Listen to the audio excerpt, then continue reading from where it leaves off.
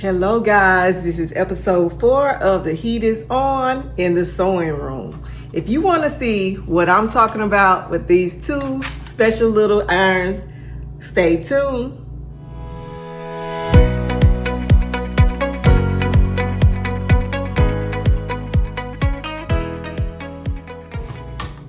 Hello everybody, thank you so much for tuning in. If this is your first time, welcome. My name is Shalisa and you are watching Sew She Designs and Thrift. If you are returning, thank you so much for taking the time out of your busy day to return once again to see another episode. In this episode, I'm going to talk about two different irons because these two irons I don't use as much as the first three from the first 3 episodes. One of these irons is a travel iron and one of them is just your basic household iron. This is my Hamilton Beach with the retractable cord. This is just a regular iron. This was the iron that I initially started off with when I was getting my sewing room together and I needed just an iron. Once again, one of the most important tools you will need in your sewing room is an iron. You don't have to have the fancy irons that I'm showing you, but I wanted to share with you what was in my sewing room and in my stash in case you were looking to upgrade or just curious about the different brands of irons out there.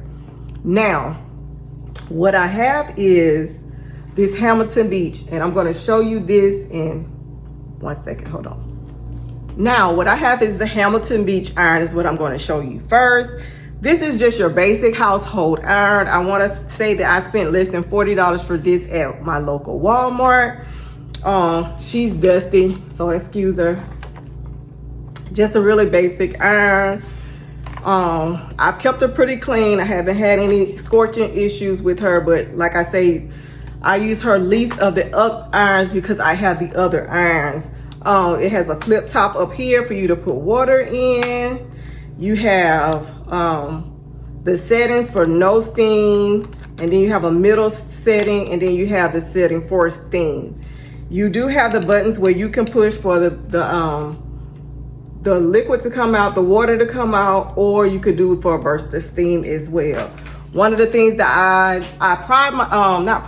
one of the things that I love to look for when I'm looking for an iron is a retractable cord. So you can see that I do have a retractable cord on this. This may have been the reason that this iron costs a little bit more. I also like the size. I like a little heavy weight to my iron. I feel like one of the best irons I have ever used was one of the old-fashioned heavy-duty irons. And I actually scorched that, and I was so heartbroken because when I found it, it was in mint condition, guys. And I can't explain the heartache that I felt when I scorched it. And at that time, I didn't know how to clean it. And I think I actually got rid of it, which I should not have. However, this one has a pretty good weight to it. It takes the water, it has the max fill line up here. It has the adjustable dial on the inside up under the handle. And it's overall good iron. I'm going to plug it up while I show you the other iron. And we also are going to use not a plastic. We're going to use a cotton shirt to iron with to see how well it irons. I'm also going to put a little water in here, not too much because I'm getting things together in here and I don't normally use this iron. So one of the things I don't do is let my irons sit with water in them. And I'm not using them. So that's something else I do. Okay, so while that one is warming up, we're gonna move on to this other iron. This is one of my favorite brands. This is a Rowenta. This is the brand that, like, if I just had to purchase one iron, 9 times out of 10, I would have just a basic Rowenta iron. That is just what I believe in. I love this brand. This one is a thrifted iron. I found this thrifting in a Goodwill. This is what I call a travel iron. Now I do take this one traveling for not only for sewing, but to just have a travel iron with me. Just in case I'm somewhere and there's no iron available, I will have one if I need one. This one, it has a button down here at the bottom. So you mash the button in, and that makes the handle go up and down. Well, it helps it go back in like it's up now. If I press it, it'll go back down. Then you just pull it out when you get ready for it to come out. This iron, you can also put water in it. You will put water in through the handle. And it has the settings up under the handle as well. And all the way up would be for steam, and all the way to the bottom would be for no steam. I mean, all the way bottom would be steam, and all the way top would be no steam. This iron, I will put a little water in here as well, and we'll heat this up as well and see how this does on the cotton shirt during our demonstration. So give me 1 minute to plug this in and we'll get started. So you can see you pull up this little gray tab at the top and put water in the handle. I'm just gonna put a little bit. Like I said, I don't like for my irons to just sit idle with water in them.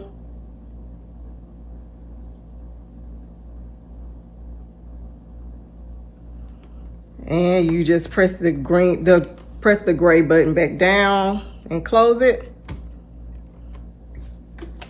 And I just put just a little bit of water on each of these. So I've turned the settings all the way up to the cotton setting. And we are waiting for those to get heated to the right temperature. Now we're going to use that same cotton shirt as the last video because this is pretty wrinkled. Now, one of the things that I do not like about an iron, I do not like a drip. So let's see what this iron is doing. It's bubbling a little bit.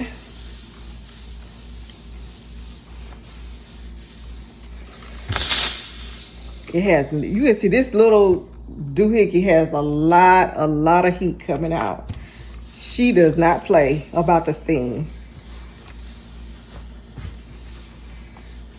All right, so let's iron.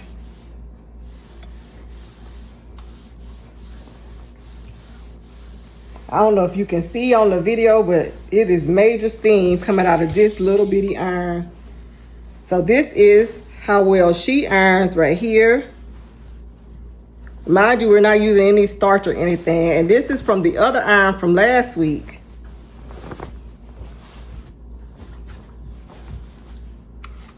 So I'll put this one over here and let's see about this one.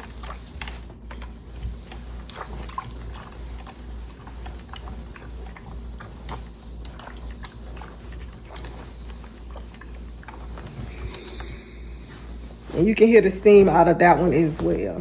Again, all of the irons iron fairly well, no complaints.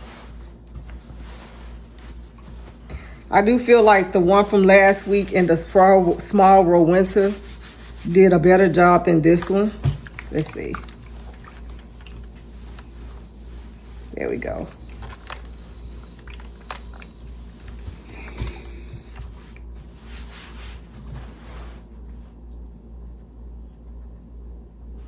They all did what they were supposed to do.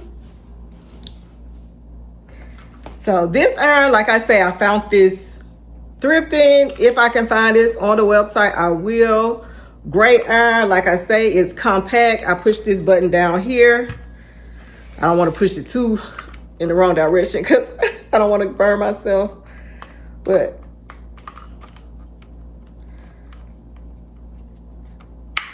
you push the button at the bottom and it closes it like this, and I usually just wrap the cord around it.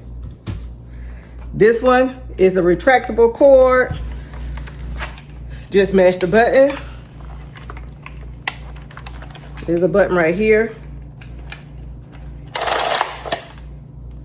And if it stops like this, I just pull it out a little bit when you hear it click,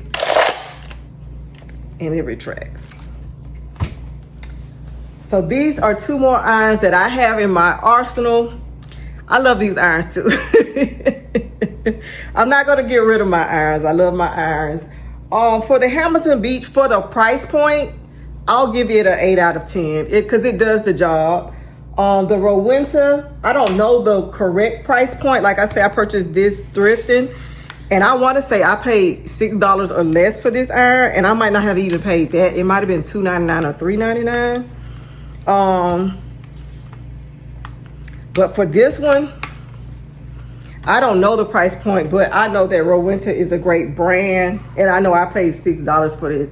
And for what this little thing can do, I'll give it a 9 out of 10. The only thing I don't like about this particular one is when it bubbles out of the iron plate.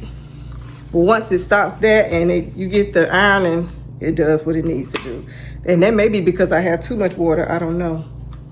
But I don't have a lot of water. My water is just right here. And the max fill line is where? I don't see, now that I don't see the max fill line, but my water is just stopping right here. So that could be just a casualty of the iron. But this little sucker, I give her a 9.5 out of 10. She does what she needs to do for her to be a pint size. So I'll keep her too. I do have one more iron that I wanted to share with you guys, and I haven't been able to locate it. I'm sure I still have it and held on to it. It's similar to the Rowenta. It folds, the handle folds down, but it is a vintage iron, and I got it mainly because it was vintage and I rarely use it, but it does work, and it gets extremely hot. If I find it, I will show it off in one of the videos future videos that I do. I'll use it so you guys can see how it works. But those are the irons that I have. I will be doing another episode, but it will be on the other heating elements that I do use in my sewing room. So if you would like to see what those heating elements are that I use in addition to the irons, don't miss that episode. As always, guys, you are so special to me. Thank you for taking the time out of your busy day to spend with me. It is greatly appreciated. And please don't forget to like, comment, or subscribe. In this video, please tell me, what do you think about this series?